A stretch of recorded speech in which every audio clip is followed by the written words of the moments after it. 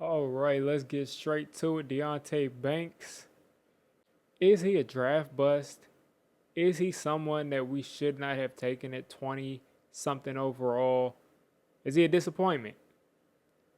Well, I don't think so. But let's take a look at how he performed against CeeDee Lamb. I think with Deonte Banks, we got a lot of factors that come to mind. But the biggest is he's a young corner in his second defense. And I think we have to continue to let him develop. All right, so you got Deonte Banks on CeeDee Lamb right here. And this is by far what people would say his low light is of the game. And I mean, to be honest, it's not a good play at all. So he's manned up pretty much here. You got man defense here. You got the safety Pinnock manned up right here. You got him manned up here. I think that's Cordell Flott over there.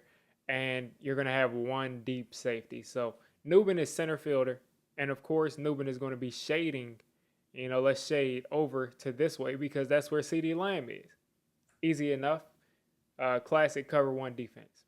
A little disguise making it look like you got two safeties, but Pinnock is going to drop down. And essentially what happens is not a very good play from Deonte Banks, and then also a really bad angle from Tyler Nubin. So take a look here at the bottom. He's going to get a decent jam and not good enough because CeeDee Lamb ends up instantly behind him. So he got physical. Definitely, threw off some of the timing. But CeeDee Lamb easily got back in the phase, has him beat here. Great anticipation from Dak here to put the ball inside there while Deonte Banks is outside. Really great throw there. And then CeeDee's going to catch this and take a look at Tyler Nubin. And the reason I'm playing this and I'm stopping it here is because I want you to see everything that's going on the field. So take a look at Tyler Nubin right here at the 30-yard line. He takes a very, very bad angle and almost takes Deonte Banks because Tyler Nubin has this bad angle. Deonte Banks has to kind of run around him. Now here's my problem. Watch Deonte Banks pull up. That's my problem right there. I don't want to see you pulling up right here. Run through this play. Make him have to run into the end zone. Make him have to sprint into the end zone. Go for the football, something. He's holding the ball with one hand. If he's turning around right here and you're sprinting, you might be able to knock this ball out. So Deonte Banks, I need you to play through the play, but not a good play, but not necessarily the worst play. It got compounded because the safety took such a bad angle. Okay, my second problem here is Deonte Banks isn't the kind of corner I want playing off coverage. He's not good in off coverage. You just saw him give up a press coverage, huge touchdown, but I think he's better in press man than anything else. Even press cover 2, I would like that, which would be him just kind of floating around this area, which he's really great at covering space and taking his eyes and looking at the quarterback. But I don't like him this far off. This is what? He's at the 29 here. Well, Deonte Banks is what? 1 yard, 2 yards, 3 yards, 4 yards, 5 yards, 6 yards, 7 yards, 7.5 yards off of CeeDee Lamb. I don't like Deonte Banks as an off coverage corner. I don't think that's his game. I don't think that that's what he does well at all. If you remember last year in training camp, he was horrible because there was no contact. There was no pads. So I don't like Deonte Banks far off of receivers. And here we go. He's going to give up a first down here on a curl route. And it's just too easy. He looks very uncomfortable. He looks slower in off coverage. He looks uncomfortable, and he looks not decisive. Now, Tyler Nubin is a little bit late over here, but Tyler Nubin is going to get faster as he starts to understand the game more. But essentially, it's free money. We're giving out free money because we're playing this far off with guys who aren't necessarily off corners. Deonte Banks is not someone whose strength is playing off coverage, and I don't think he'll ever be graded off coverage. All right, so we're going to get, he's going to end up being manned here against, I think this is, I get all these guys confused. Dotson is the ex-Washington, now the Eagle. Jalen Tolbert, I think he's messed up on here.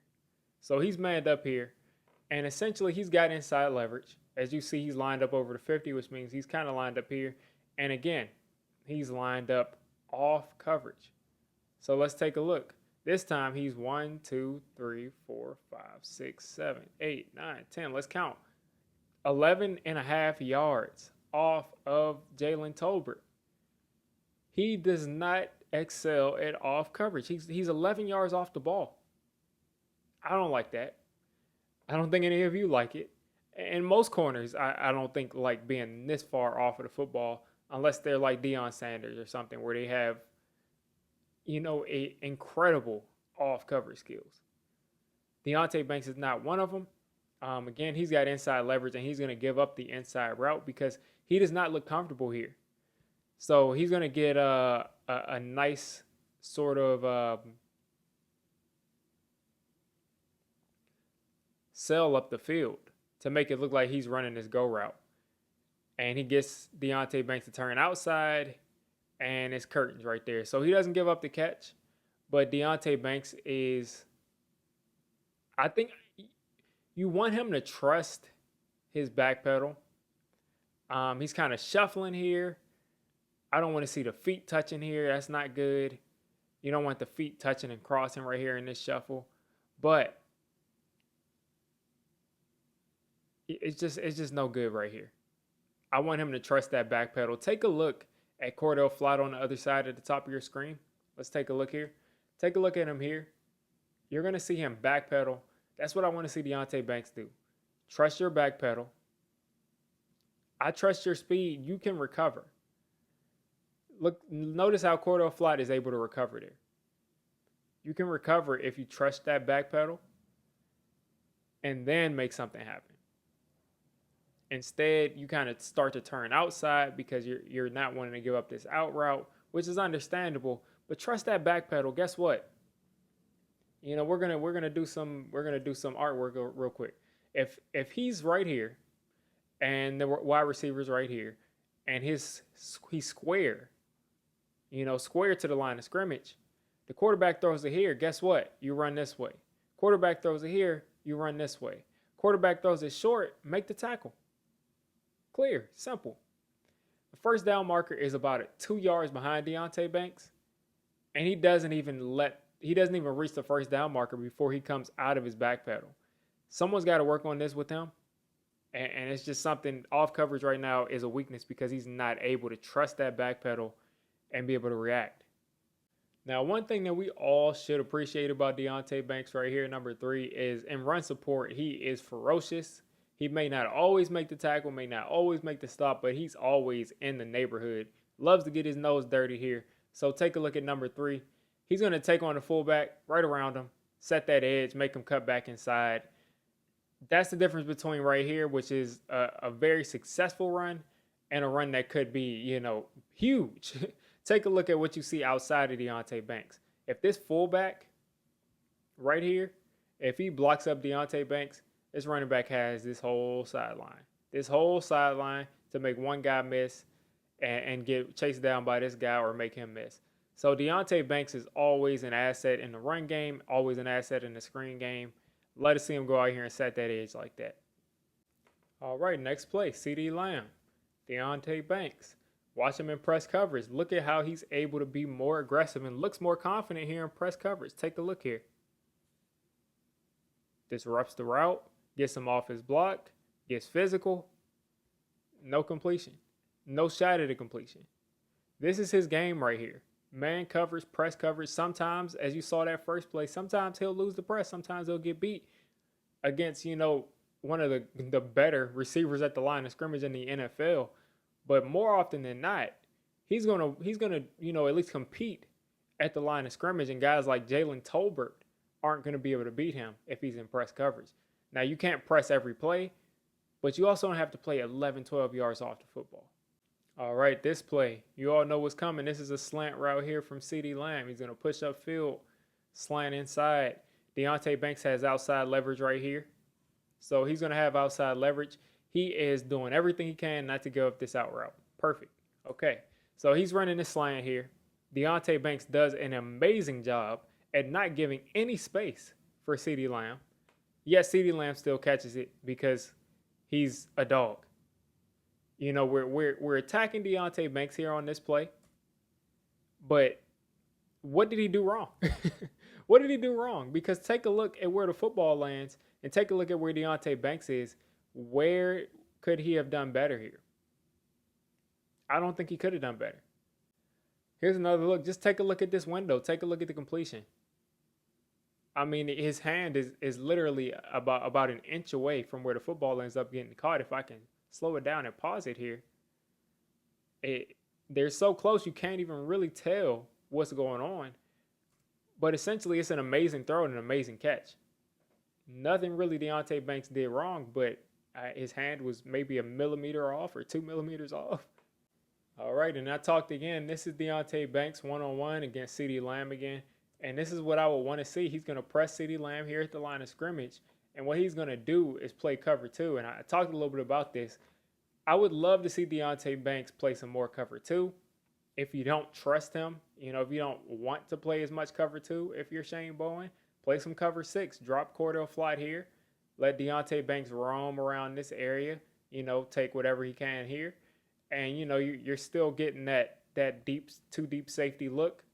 And you also have Deonte Banks playing underneath. Gets a little bit confusing for some of the quarterbacks in the NFL. But take a look at Deonte Banks at the top of the screen at the potential that he has as a coverage corner in this cover two, how much space he can cover. I mean, if Dak throws this at any time to CeeDee Lamb, this is getting intercepted. And Deonte Banks hasn't gotten a chance to play as much zone coverage and take a look at the quarterback. But if he can play more cover two, he's going to get some of these, he's going to get some of these interceptions and some of these turnovers just because quarterbacks aren't going to believe that he can cover so much space. And this is what I mean when I say when he's closer to the line of scrimmage, he plays better. The closer he is, the better he plays. Here, he's got inside leverage. He's giving Brandon Cooks this outside here. Easy stuff for Brandon Cooks to get outside. But Deonte Banks is physically talented enough. He's a 4-3 receiver, 4-3 DB, physically talented enough to run down these receivers if he gives them that outside release, which is why I say things like trust his back pedal, which is why I say things like trust his ability to be aggressive because he can recover. So take a look at Brandon Cook getting this outside release, and he's right there with him. Easy stuff. All right, so that's Deonte Banks. Is he a bust? Absolutely not. He was a first-round pick, but he was a first-round pick in the 20s. Remember, folks, this is not a top 10 pick. Let him develop. Let him continue to get better. Will he ever be an all-pro corner, Pro Bowl corner? I think he can be a Pro Bowl guy. I think he can be an all-pro guy, but we got to let him turn into the player that he's going to be. Right now, he's a cornerback too. This is his second year. Let him continue to develop. Let him get through the year, and I think he will improve, especially in this zone coverage that he has not played much of. I think he'll get better and better as things go along. If you're interested in my take on how Malik Neighbors has been this year, take a look at my video from last week. A lot of the same things that you'll probably see this week. Stay tuned for Micah McFadden film session tomorrow.